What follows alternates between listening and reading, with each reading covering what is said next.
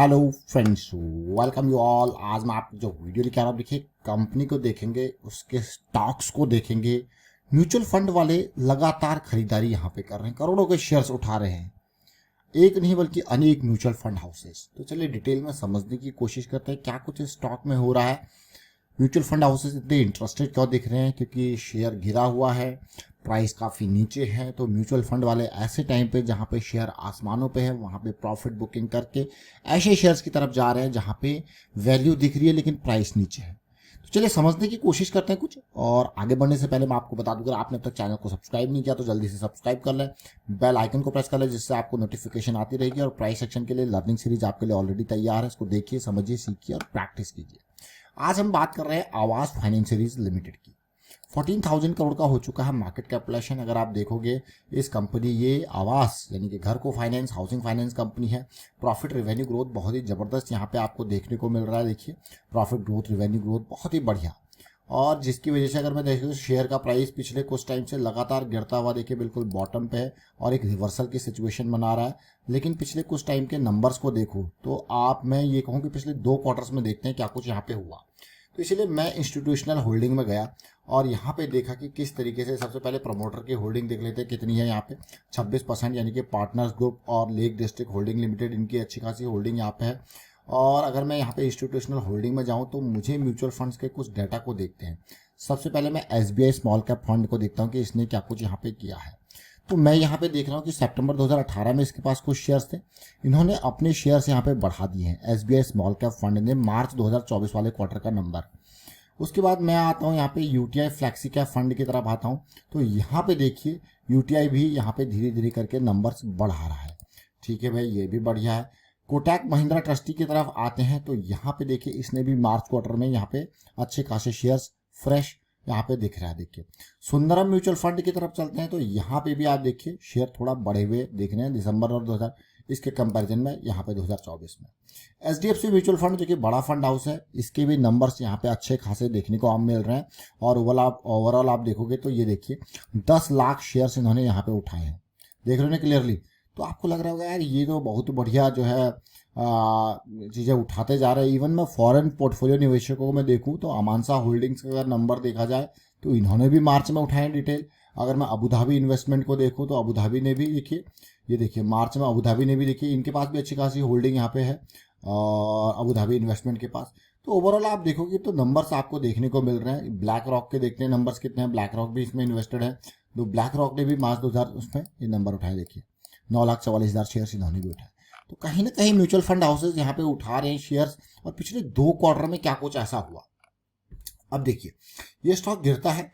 और अभी सबसे पहले जहाँ पे स्टॉक में एक बड़ी रैली आई थी, वो जोन क्या था, यही तो जोन था जहाँ से एक बड़ी रैली स्टार्ट हुई थी, कंसोलिडेशन, पिछला कंसोलिडेशन। और अगर मैं दिसंबर क्वार्टर और मार्च क्वार्टर के बारे में बात करूँ तो देखिए अक्टूबर, नवंबर, दिसंबर, जनवरी, फरवरी, मार्च, यानी कि यहाँ कहाँ से ये नंबर दिख रहा है आपको, देखिए ये जोन, यानी कि ये प्राइस, अभी प्राइस ज़्यादा दूर नहीं है, इसी प्राइसिंग पे माल उठाया गया। अगर आप देखोगे तो ओवरऑल जो प्राइस है वो 1300 से लेके 1700 के जोन तक, इस जोन में माल उठाया जा रहा है। तो प्राइस अभी जिस हिसाब से म्यूचुअल फंड वालों ने यहाँ पे चीज़ें उठाई हैं वो ये जोन है। अब धीरे धीरे करके यहाँ पे अभी इस जोन से ऊपर जाके कंसोलिडेशन ये दिखा रहा है। आगे कुछ खबरें यहाँ पे बने, कोई और यहाँ पे क्या पता टेक ओवर करे, ये सारी सिचुएशन। और जहाँ पे ये नंबर्स देख रहे हैं, क्योंकि बहुत ही इंपॉर्टेंट, अगर आप देखो ये देखिए कुछ टाइम पहले हमने जिक्र किया था इसका 1600 के जोन में स्टॉक का एक थोड़ा सा मूव इसने दिया है, लेकिन इतना बड़ा मूव नहीं दिया। जब ये मोमेंटम में यहाँ पे आ रहा था, तो ये कभी भी कोई भी स्टॉक मोमेंटम में आता है, और मैं आपको कहता हूँ ना 2 पॉइंट सिस्टम के बारे में, तो वो 2 पॉइंट सिस्टम होता है, गिरते गिरते गिरते देखिए, अगर आप यहाँ पे देखो लोअर लो लोअर हाई बनाता गया और गिरता गया, नीचे गिरता गया और यहाँ आके चीज़ें रुक गई।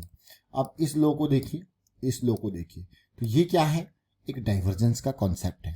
यहाँ पे जैसे ही स्टॉक इस जोन में आया था, हमने चर्चा जरूर यहाँ पे करी थी, लेकिन अभी स्टॉक ज़्यादा ऊपर नहीं, हल्का सा मूव इसने और दिया है और फिर से कंसोलिडेशन दे रहा है। तो क्या कोई बड़ी खबर तैयार हो रही है? तो ये इंपॉर्टेंट मैं कहूँगा आवास फाइनेंशियरीज का ये स्टॉक। तो अब हम चलते हैं, थोड़ा बड़े टाइम फ्रेम में समझेंगे, थोड़ा छोटे टाइम फ्रेम में समझेंगे। तो बड़ा time frame, monthly time frame. सबसे पहले देखिए मार्केट में जब आया, कमाल कर दिया, 600 से गया सीधे 1800, 3 गुना।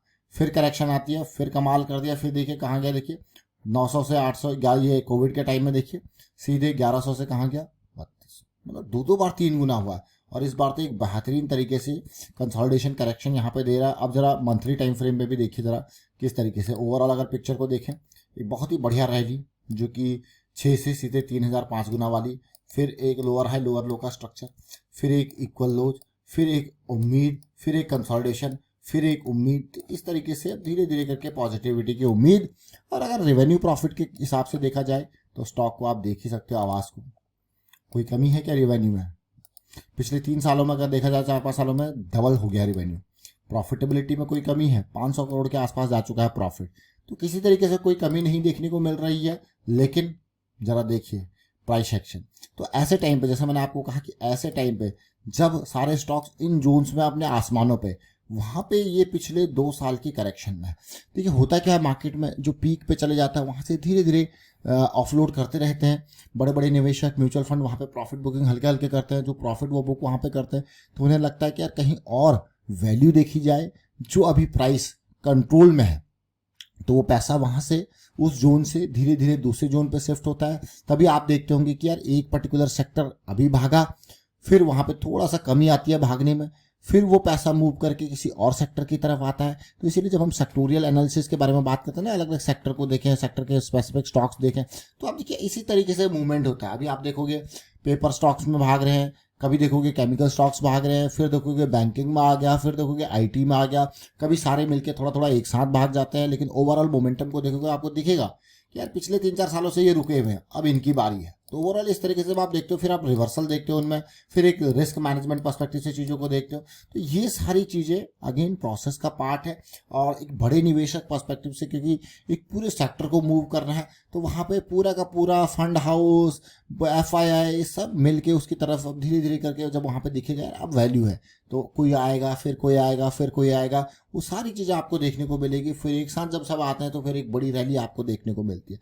तो लास्ट 2 क्वार्टर्स में इन जोन्स में आपको सिचुएशन देखने को मिल रही है, नए नए लोग आ रहे हैं, नए नए निवेशक, नए नए फंड हाउसेस इसकी तरफ अट्रैक्ट हो रहे हैं। और अट्रैक्ट होने का कारण क्या है? जब इतना बढ़िया कंपनी प्रॉफिट दिखा रहा है, इतना बढ़िया रेवेन्यू का ग्रोथ दिखा रहा है और शेयर के प्राइस में करेक्शन देखने को मिल रही है, तो उसकी तरफ आते हैं। अगर रिसेंटली अगर मैं कहूँ HDFC बैंक को ही आप देख लो, वहाँ पे सब भाग गए थे, लेकिन वो रुका हुआ था, करेक्शन में था, तो सारा पैसा उसकी तरफ आया। अगर पिछले 2-3 महीनों में देखोगे तो मार्केट में बड़ा मूव HDFC के कारण ही आपको देखने को मिल रहा है, बड़ा मूव वहाँ पे देखने को मिल रहा है। और 300-200-300 पॉइंट एक बहुत बड़ा स्टॉक जो कि नंबर 2 का स्टॉक है, इस तरीके से उसमें रैली देखने को मिल रही है 20% के आसपास की पिछले कुछ टाइम में। तो वो एक काबिले तारीफ मैं कहूँगा। तो फंड डाइवर्ट हुए उस साइड से, यहाँ पे आए, उस बड़े स्टॉक की तरफ आए, तो उसने मूव किया, मार्केट को मूव किया।